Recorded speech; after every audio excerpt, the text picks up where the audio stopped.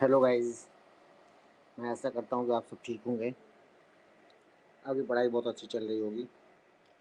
हम आज नया चैप्टर शुरू करने जा रहे हैं। चैप्टर का नाम है क्वाड्रेटिक इक्वेशन। जैसा कि मैं आशा करता हूँ कि आप चैप्टर 2 पढ़े होंगे, पॉलिनोमियल। वहाँ पे आपको एक चीज टर्म मिला होगा क्वाड्रेटिक पॉलिनोमियल के नाम से, जो कि ये है आपका चैप्टर का name, quadratic equation. Okay. Quadratic equation पढ़ने से पहले मैं एक चीज़ बताना चाहता हूँ। क्वाड्रेटिक पॉलिनोमियल,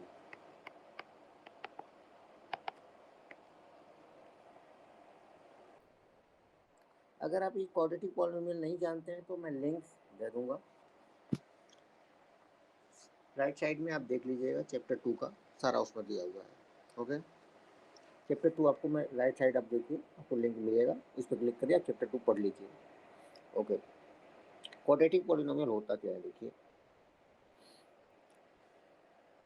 ए X square plus B x plus C और एक वैल्यू जीरो ना हो, ऐसा कोई कहीं टर्म दिखे। ये एक्सप्रेशन का काम कर रहा है। अभी एक्सप्रेशन है ये आपका क्या है, क्वाड्रेटिक पॉलिनोमियल। इस पॉलिनोमियल का अगर डिग्री पूछा जाए तो क्वाड्रेटिक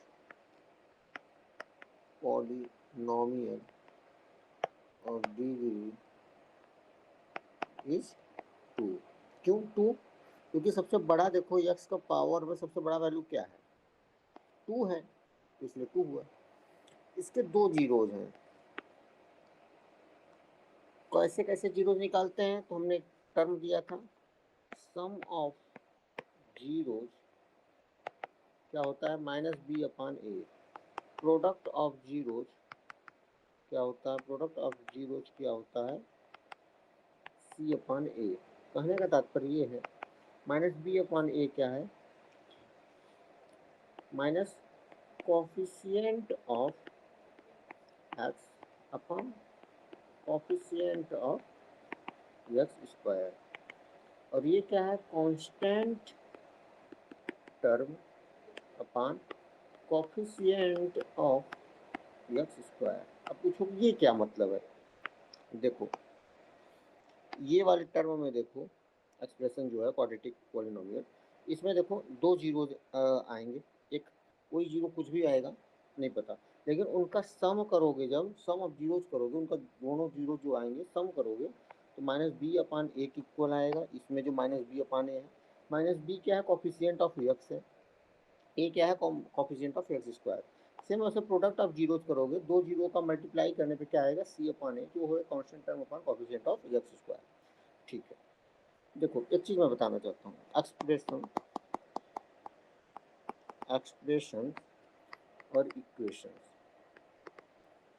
देखो एक चीज हमेशा जान याद रखो, एक्सप्रेशन हमेशा एक इस टर्म में लिखा मिलेगा, और इक्वेशन बस इसी टर्म के आगे जीरो इक्वल टू जीरो लगा दोगे, इक्वेशन बन जाएगा। अंतर बस समझ जाओ बस। मुझे या तो कोई एक वैल्यू के इक्वल होगा, ठीक, 3 है, या तो सी भी कर लिख सकते हो, A x plus B Y equal to C. C क्या है, constant. A B, A and B भी कांस्टेंट है, लेकिन सी सिर्फ कांस्टेंट है, उसके साथ कोई वेरिएबल नहीं है। अंडरस्टैंड? ठीक है। और ये तुम्हारा कोई जीरो की इक्वल नहीं होगा एक्सप्रेशन, लेकिन हाँ कोई फंक्शन की इक्वल हो सकता है। मतलब y equal to p x, p x क्या है, a x plus B y. B y y है जब, तो यहाँ पे कोई और होगा, सॉरी मैं बताना भूल गया। हाँ, ये तुम्हारा जो होगा कभी जीरो की इक्वल नहीं होगा, ये समझो। अगर दूसरा एक्सप्रेशन दिया हो, 3x² प्लस 2x, ये पी एक्स फंक्शन के बराबर होगा, और पी एक्स इक्वल टू हम लिख सकते हैं ऐसा, 3x² प्लस 2x। ये एक्सप्रेशन है, ये जीरो की इक्वल नहीं है यहाँ पे। ठीक है, जीरो की इक्वल अगर यही चीज़ हम यहाँ दिखा दें 3x² plus 2x equal to 0, तो ये इक्वेशन का काम करेगा, ये एक्सप्रेशन का काम करेगा। अंडरस्टैंड, कोई फंक्शन पे। समझ में आई बात इतना? ठीक है, चलो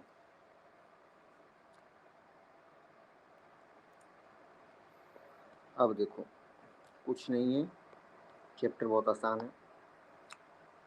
ठीक है,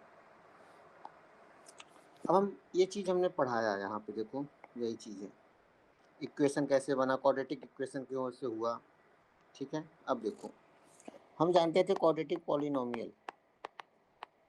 ठीक है, ये तुम्हारा क्वाड्रेटिक पॉलिनोमियल क्या एक्सप्रेशन है, बस इसी को हम क्या करो, सेम कुछ मत करो, सेम बस करो कुछ, x² plus B x plus c करो, बस इक्वल टू 0 लिख दो और ये डज नॉट इक्वल टू 0। ये क्या हो जाएगा, क्वाड्रेटिक इक्वेशन। क्या हो जाएगा, क्वाड्रेटिक इक्वेशन। ठीक है, अब देखो, अब समझ में आया इतना? ठीक है, चलो हम बता रहे हैं तुमको एक एग्जांपल, रियल लाइफ एग्जांपल देते हैं। एक कोई रेक्टेंगुलर खेत है, उसका पूरा एरिया कितना है 300 मीटर स्क्वायर, और उसका लेंथ कितना दिया हुआ है 2x प्लस 1, और ब्रेड्थ दिया हुआ है कितना x। अब हमें पता करना क्या है कि लेंथ ब्रेड्थ का वैल्यू बताओ। ठीक है, चलो अब कैसे बताओगे,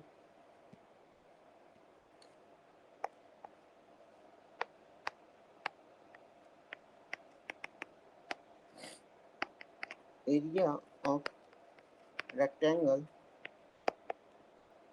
क्या होगा 300 मीटर स्क्वायर, मीटर स्क्वायर हटा दो, इक्वल ही तो रहेगा।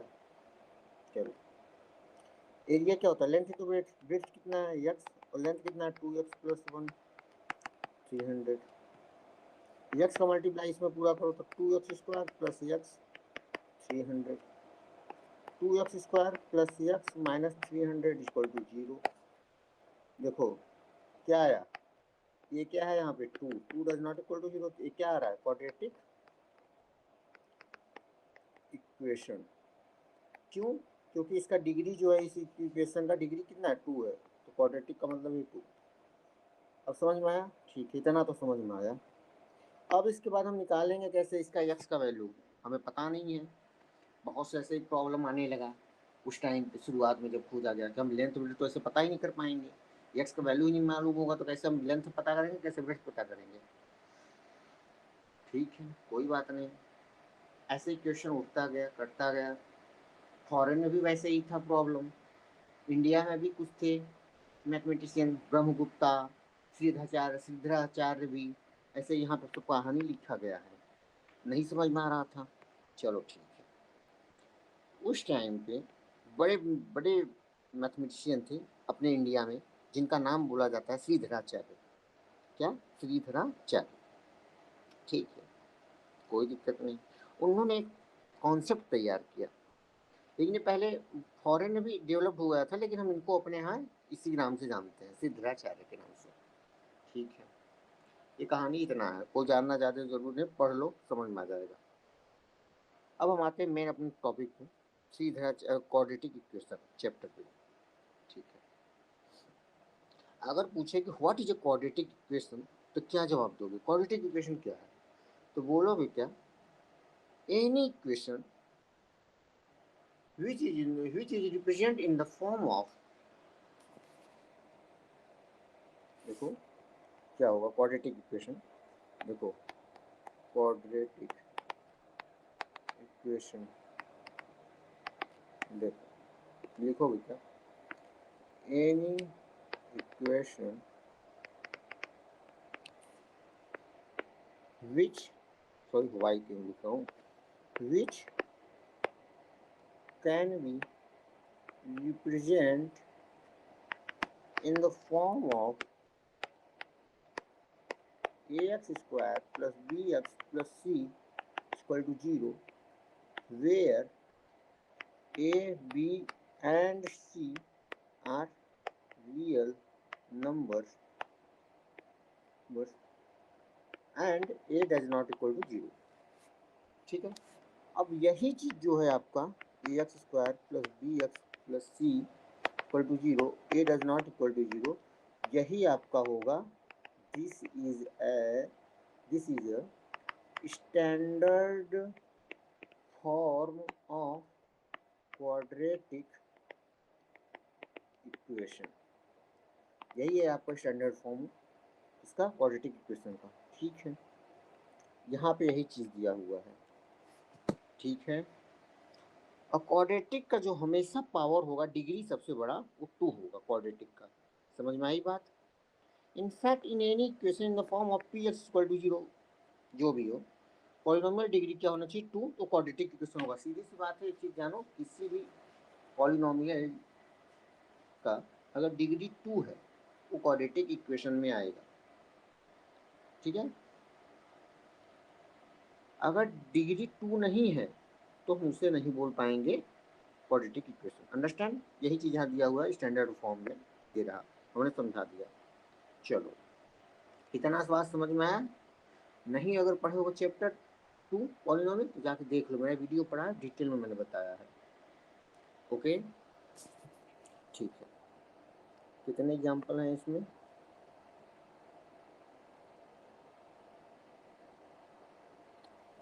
ठीक है, हम मिलते हैं आपको एग्जाम्पल 1 में लेकर के, एग्जाम्पल 2 कराते हैं अच्छे से। एग्जाम्पल 1 और एग्जाम्पल 2 कुछ देर बाद आपको हम एग्जाम्पल 1 और एग्जाम्पल 2 कराते हैं। वेट करिए, मैं तो वीडियो पॉज कर दे रहा हूँ, लेकिन आप भी थोड़ा वीडियो बंद करके जाकर रेस्ट कर लीजिए।